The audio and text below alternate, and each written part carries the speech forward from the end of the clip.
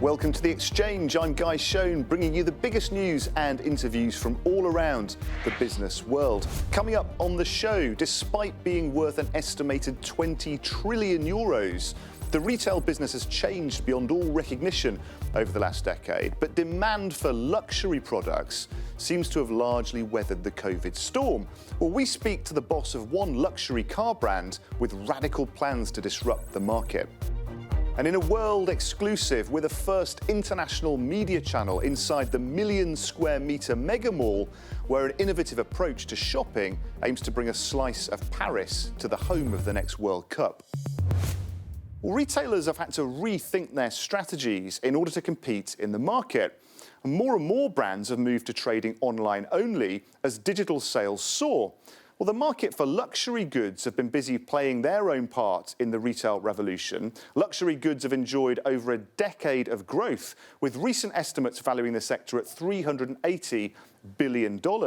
High-end brands haven't come through the COVID crisis entirely unscathed, though, dropping between 25% and 45%. But now some analysts are predicting a bounce back to better growth in just 2 years' time. Well, one company taking on the ultra-competitive luxury car market is Genesis. Since launching in Korea just 5 years ago, they've been taking on brands like BMW and Mercedes in the US and China, and they're now expanding operations throughout Europe. Well, their European Managing Director, Dominique Boesch, joins me now. Mr. Boesch, thank you very much for joining us on the show. So why are luxury brands proving so resilient then? Are they getting the balance right between physical customer service and online strategies? Obviously, I think that the pandemic has changed consumer habits. Online and home and pickup delivery become the new normal. It's also true to say that, especially now that it's getting also slightly better, there are still for all customers a real passion for retail shopping. Now, you launched initially in the US and China. You've now got your sights set on Europe. What did you learn from that original experience that you think will serve you well as you go into markets like the UK, Switzerland and Germany? The European market is by far the most sophisticated and the most competitive premium car market in the world. Our proposition is to provide an experience that goes beyond the product.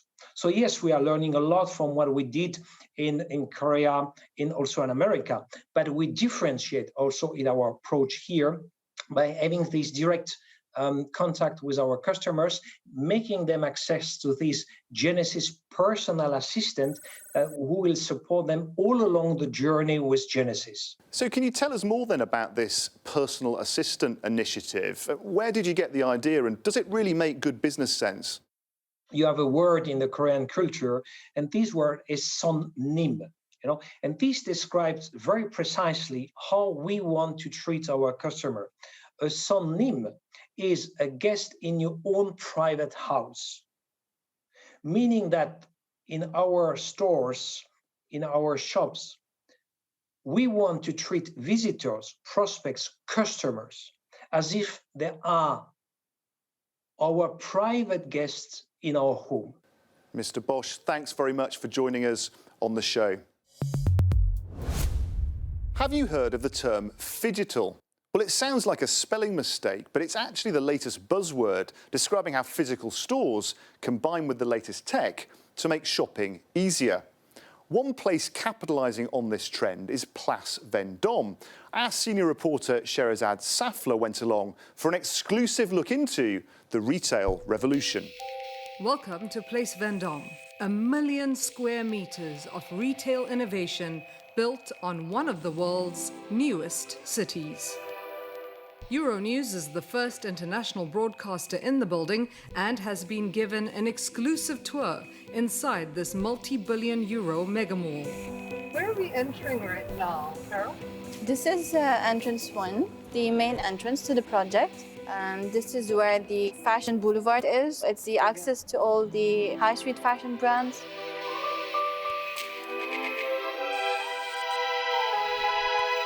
This rotunda is inspired by the Grand Palais in Paris. We went the extra mile by collecting the color coding so we can recreate it. project director, Sean Kelly, told us how the space will incorporate the latest technology. Once they get to our parking, for instance, it'll be very easy. We have a Find Your Car solution as part of our app for Place Vendome. It'll all probably come under the umbrella of the Place Vendome app. That app will cover all of those things, make sure everybody's connected. And our biggest challenge right now is to decide how many languages we're going to develop that app in. When supermalls like these set up in challenging climates, they have to be extra innovative. It's clear that a development of this scale and innovation will take the retail experience to the next level.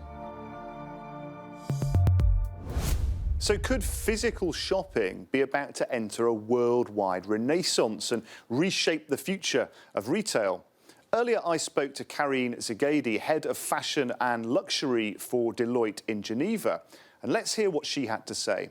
We're doing a consumer tracker where we are tracking since 18 months the behaviors of the consumer, and we see that globally 59% now feel safe going back to stores versus 45% that we had in January. But there's still 40% of the population that does not feel safe to go to stores. So those who go to stores, they convert because they don't want to shop around. They want to buy quite quickly. Now it's time to take a look at those other stories making the headlines around the world in our Biz in 60.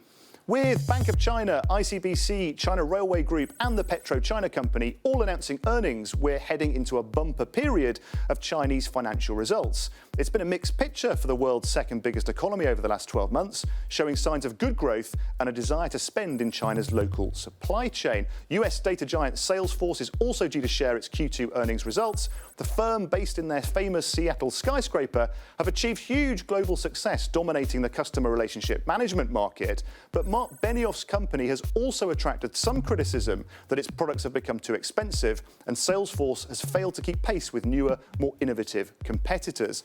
And finally, Dell also gets ready to share its results. The company, famous for laptops, is making a strategic shift away from physical computers towards cloud-based data services to compete more aggressively with brands like Google, Oracle, and IBM, with the deliberate plan of keeping their heads in the cloud.